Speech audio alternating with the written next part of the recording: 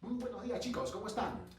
Hoy en esta sesión virtual vamos a conocer y desarrollar y explicar la historia de una gran civilización como es Egipto. Si bien es cierto, cuando hablamos de Egipto lo primero que se nos viene a la mente es hablar de la historia de los faraones, las pirámides y las momias. Sin embargo, Egipto también es hablar de la antigüedad de la escritura en la historia. Después de Mesopotamia, claro, tenemos la segunda escritura más antigua de la historia, pero también es hablar de la monumentalidad, los colosos, las grandes obras escultóricas.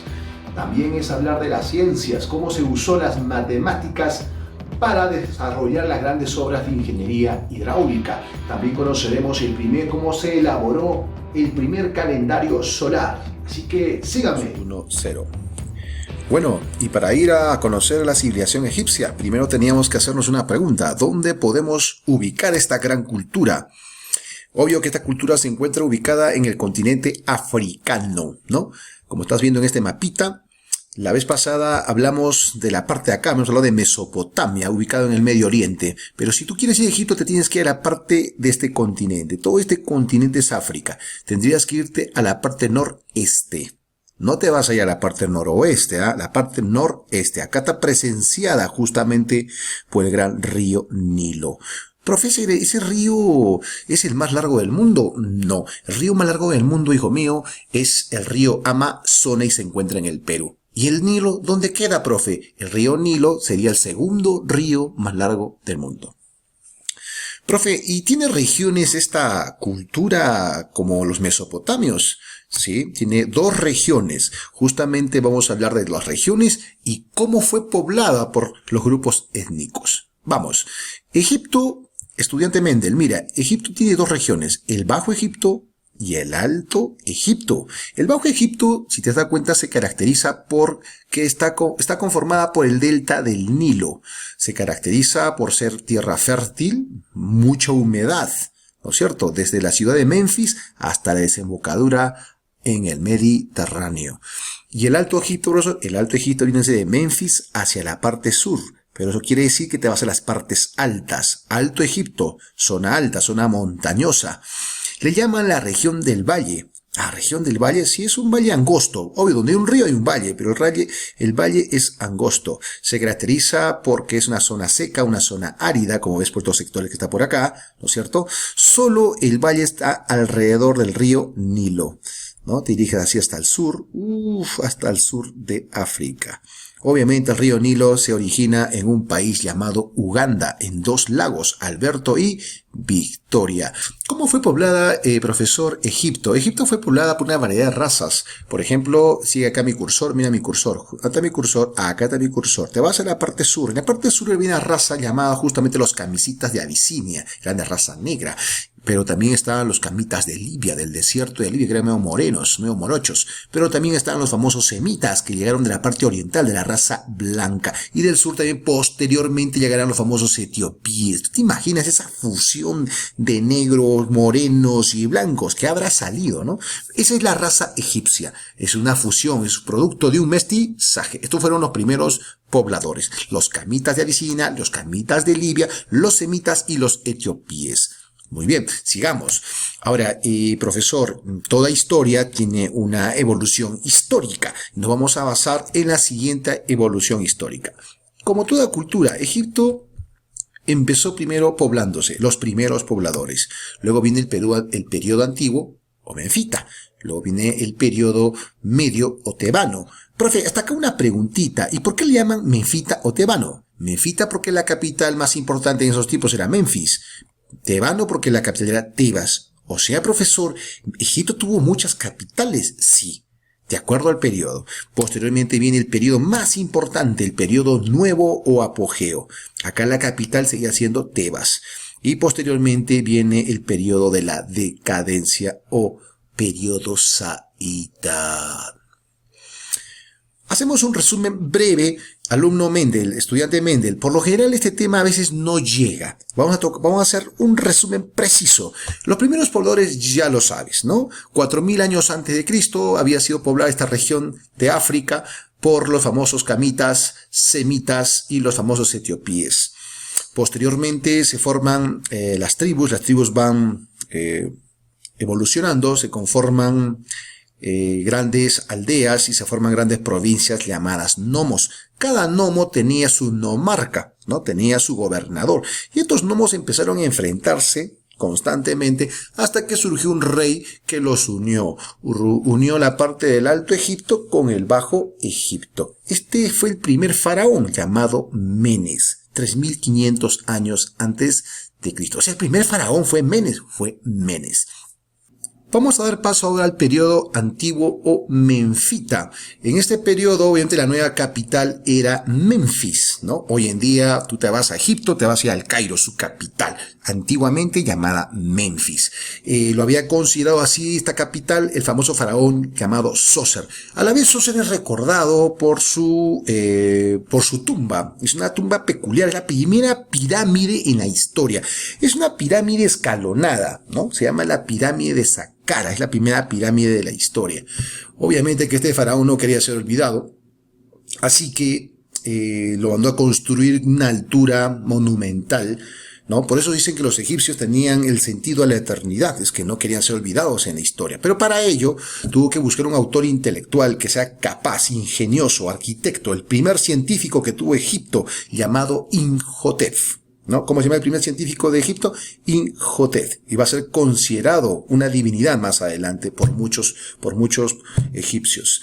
En fin, más adelante viene la cuarta dinastía, los faraones más conocidos, Keos, Kefren y Miserino. Estos faraones son recordados por sus tumbas, ¿no? Las tumbas Keos, Kefren y Miserino. Pero más adelante Egipto da paso al famoso periodo, el periodo medio o tebano. Este periodo se caracteriza por la invasión de los famosos Hicsos. Estos Hicsos, grandes guerreros de la zona de Palestina, vieron a Egipto como un botín. Egipto obviamente no sabía lo que se le venía. Egipto tiene una visión militar muy pacífica, solo estaban a la defensiva, tranquilos, pasivos, y los Hicsos obviamente cuando invaden dejarán un shock en la memoria de muchos egipcios de esos tiempos.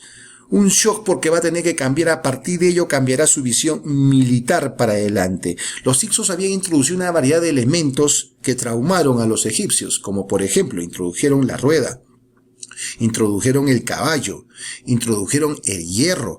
Fue determinante para aplastar a la cultura egipcia. Más adelante, los egipcios tuvieron que organizarse. Hubo un príncipe llamado Amosis, se hace faraón considerado como libertador. Este Amosis es considerado el libertador de Egipto. Más adelante viene otro faraón llamado Tutmosis. Tutmosis, más que todo, es el que inicia la expansión egipcia. Empieza la expansión. Se da cuenta que si se quedaban en el mismo punto de partida, siendo pacíficos, sabían que en cualquier momento Egipto podía volver a tener otra invasión extranjera. Entonces, Tutmosis decidió ir en busca de ellos y conquistarlos y esclavizarlos. Por eso Tutmosis, con esa mentalidad expansiva, fue considerado el faraón napoleónico, el gran conquistador. Si Tutmosis es el gran conquistador, en Mesopotamia tienen a Surbanipal, en el Perú también tenemos nuestro gran conquistador, ¿no? Tupac Inca Yupanqui. Volvamos a Egipto. Profesor, y Amenofis III, ¿por qué recordado? Recordado porque mandó a construir los templos más visitados hoy en día, Karnak y Luxor. Recuerda que en Egipto hay cantidad de templos, pero los más grandes, los más monumentales, Karnak y Luxor. Profe, yo quiero viajar. Tarea, viaja a Egipto, la ciudad de Tebas, sur de Egipto. Sigamos. Luego viene Amenofis IV. Amenofis IV más bien es considerado el faraón hereje. Es aquel faraón que se enfrentó a esa supremacía, a esa corrupción de los sacerdotes, ¿no? Ellos sacerdotes que vivían, se enriquecían justamente, amparados justamente en el respaldo ideológico, ese chantaje ideológico, que de eso vivían los sacerdotes. Amenofis IV, una persona muy coherente y justa, se dio cuenta que la única forma para matar la ambición y la corrupción en Egipto era suprimiendo la creencia a todos esos dioses que él creía que eran falsos. Por eso él mata el politeísmo, suprime el politeísmo y obliga a que solamente rindan culto a un solo dios llamado Atón. ¿Mm? El sol. Ahora, pero eso le va a costar a Amenofis IV, porque los sacerdotes no se van a quedar calladitos. Dijeron, bueno, ni modo pues. No, los sacerdotes se organizan y asesinarán a Amenofis IV. Los sacerdotes nombrarán a uno de sus sobrinos, llamado Tutankamón, muy niño él. Pasando a la adolescencia, ocurre algo misterioso. Muere Tutankamón. Él restableció, lo único que hizo Tutankamón por asesoría de los sacerdotes, restablecer el politeísmo. Bueno, luego terminamos con el famoso, en el periodo nuevo apogeo, terminamos con Ramsés. Ramsés es quien termina la expansión de Egipto. Él va a terminar la expansión de Egipto. Y bueno, sabemos que Ramsés tuvo un gran enfrentamiento. Su expansión termina cuando enfrenta a los famosos hititas. Y al no poder conquistar, tuvo que negociar la paz. Un acuerdo de paz. Fue el primer tratado de paz en la historia. El Tratado de Paz de Kadesh. Posteriormente pasamos al periodo de la cadencia. Un periodo de relajación política, militar y cultural. Esto será aprovechado por muchos pueblos extranjeros que invadirán Egipto. Entonces, ¿a qué se debe la decadencia? Invasión de pueblos extranjeros. En este caso, invaden los famosos asirios de Mesopotamia, invaden los persas, invaden los griegos y definen la invasión los romanos. No olvides que el desarrollo económico de Egipto, tanto la agricultura, la ganadería y el comercio, se debió a la presencia del río Nilo. Por eso Heródoto, el padre de la historia, sostenía: Egipto es un don del Nilo. ¿Ustedes saben por qué los egipcios eran los más religiosos del mundo antiguo? Muchos analistas sostienen de que todo radicó en el miedo. Miedo a lo misterioso, miedo a la noche, miedo a la muerte. Y es que el miedo obviamente exige muchas explicaciones que no se podía andar en el mundo terrenal. Y es por eso que los sacerdotes explicaban todo esto en función, algo superior que eran los dioses. Profe, ¿y estos egipcios creían en tantos dioses? Sí. Si hablamos de sus características de los egipcios, por ejemplo, se caracterizan por ser politeístas. O sea, quiere decir que creían en muchos dioses. Eran panteístas porque los dioses están relacionados mucho con la naturaleza, ¿no es cierto? También eran espiritualistas porque creían en la inmortalidad del alma, llamado Ka. Eran zoomorfistas porque sus dioses tenían aspecto de animales, estaba vinculado, relacionado con los animales. Los dioses más importantes, ¿cuáles son, profesor? Los más importantes tenemos a Amón, acá está el de Amón, el creador de todo, el fuego, la tierra, el agua, ¿no? Es como que acá en el Perú, en tiempo de los incas, tenemos a Huiracoche, el creador de todo. Allá tenemos en Egipto a Amón. Entre otros dioses tenemos a Osiris, que viene a ser en este caso el sol. Su esposa, en este caso Isis. Bueno, no está acá, Isis, la luna, ¿no? Osiris y Isis, que eran hermanos, bueno, también fueron pareja, ¿no es cierto? Tuvieron un hijo llamado Horus, que era el sol naciente, que, bueno, se reivindicaba en un animal como el halcón. También Osiris tenía un hermano muy tenebroso, muy malévolo, Seth, el dios del mal, dios de las tinieblas. Bueno, también había otros dioses, por ejemplo, el dios de los que embalsaban a los muertos, ¿no? Anubis, ¿no? El orientador de los embalsamadores, el dios Anubis. También tenemos un dios que promovió la escritura, promovió las ciencias, las artes, el dios de la sabiduría, el dios Thoth.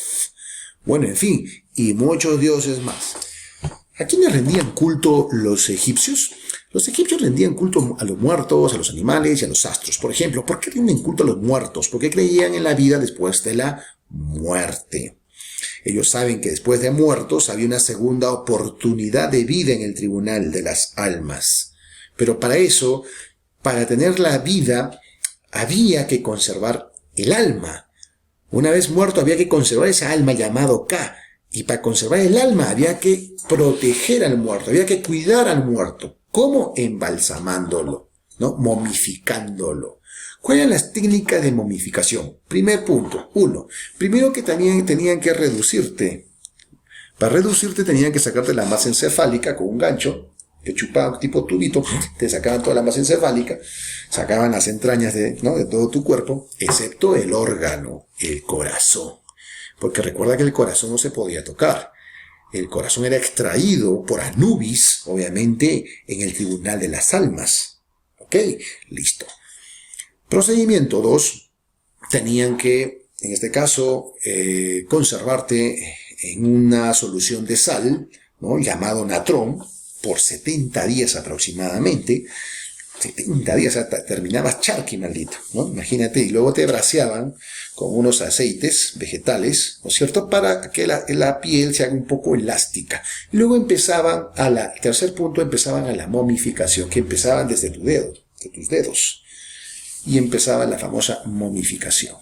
Y luego te colocaban los amuletos. Uno de los amuletos más importantes que te colocaba era la de una divinidad llamada Jepri.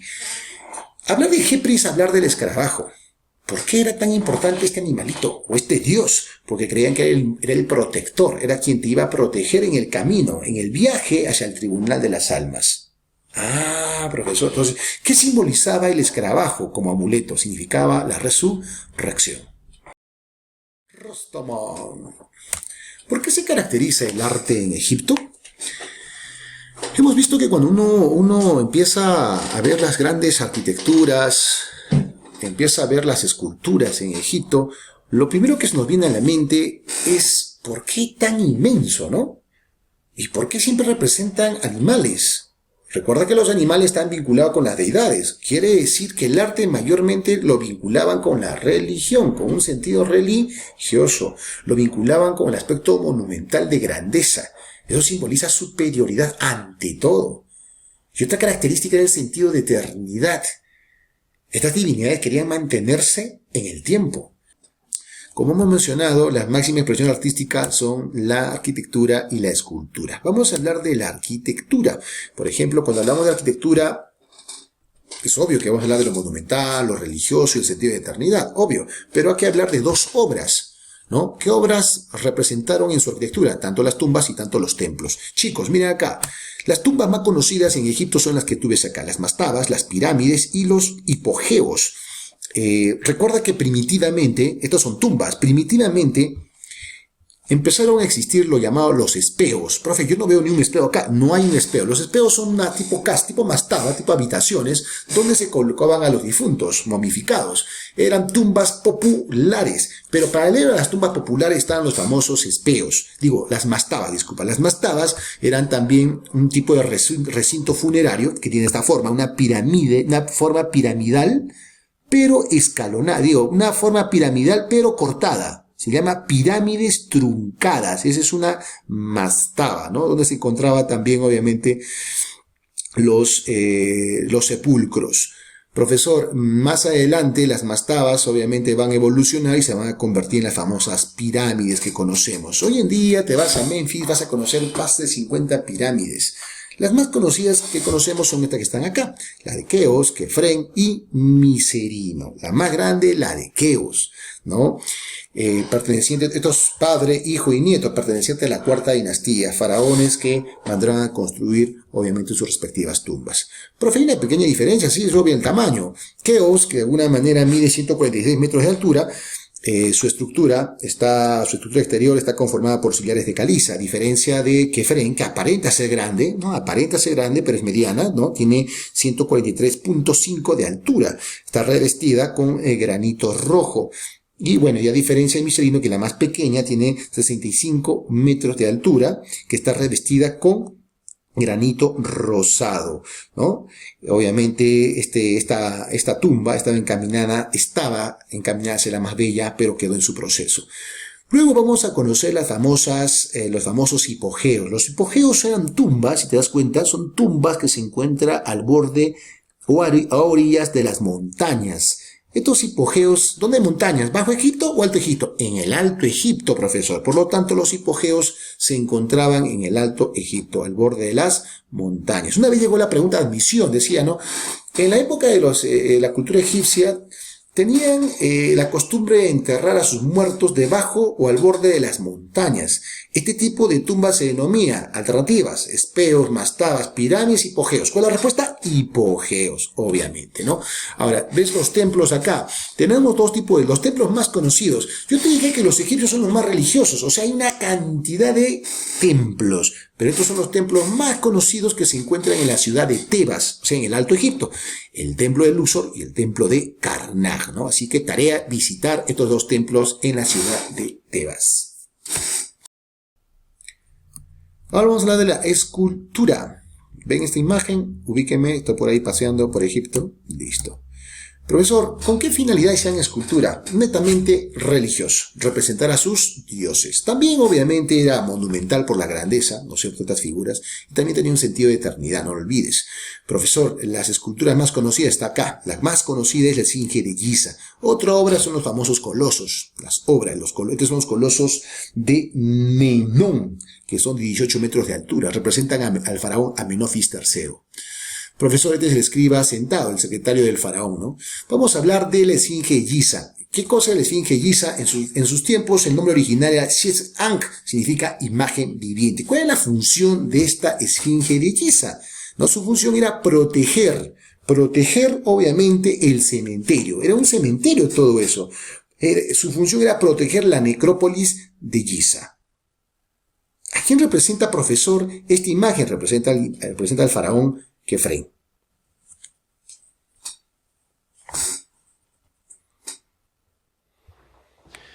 Bien, ahora vamos a hablar de la escritura en Egipto. Recordemos que la escritura más antigua la tuvieron los mesopotamios, pero también Egipto tiene la segunda escritura más antigua de Egipto, obviamente con una debida clasificación, porque recuerda que en Egipto hubieron varias escrituras, por ejemplo la jeroglífica, que es la más antigua, tenemos la hierática, la escritura de los sacerdotes, también tenemos la demótica, la escritura popular, y también la escritura extranjera, la copta. Entonces hubo una variedad de escrituras. Por ejemplo, tenemos la jeroglífica. La jeroglífica viene a ser la más antigua, ¿no? Es la más complicada para poder descifrarlo.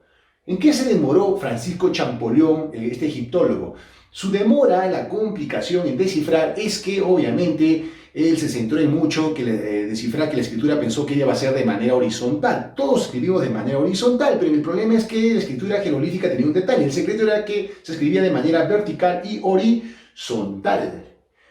Profesor, y la jeroglífica siempre tuvo este tipo de símbolos. Inicialmente la escritura, la jeroglífica era de manera ideográfica y pictográfica, o sea, se pintaba en las paredes de los templos. Por eso le llaman escritura monumental. Entonces, ¿quién lo descifró, profesor, al final? Lo descifró Francisco Champollion en 1822, en base a un documento, la famosa la piedra Rosetta. En esta piedra Rosetta se descifró 3 escritos: la jeroglífica, la demótica y el alfabeto griego. Ahora, producto de la jeroglífica, en su evolución aparece la hierática, que era una escritura específicamente para los sacerdotes, ¿no? Que se escribía de izquierda a derecha, era horizontal, le llamaban el jeroglífico cursivo. Ahora, en su evolución, la hierática también va a salir otra escritura llamada la demótica, que era una escritura popular, especialmente del pueblo, de la masa. Obvio, lo conocieron los artesanos, lo conocieron los comerciantes, ¿no? Pervivió hasta el siglo V después de Cristo. Ahora, en la invasión de los griegos, ¿no es cierto?, al invadir, al conquistar Grecia y conquistar Egipto, surge esa fusión cultural, ¿no? Se va a fusionar el alfabeto griego con algunos signos demóticos. El alfabeto griego más 7 signos demóticos saldrá una escritura fusional llamada copta. Entonces, si nos dicen la escritura más antigua, de frente, jeroglífica, escritura sacerdotal, hierática, escritura popular, demótica, escritura extranjera, la copta. Se relaciona con la copta. ¿Ok? Bien, chicos, espero que les haya gustado. Nos vemos la próxima sesión virtual.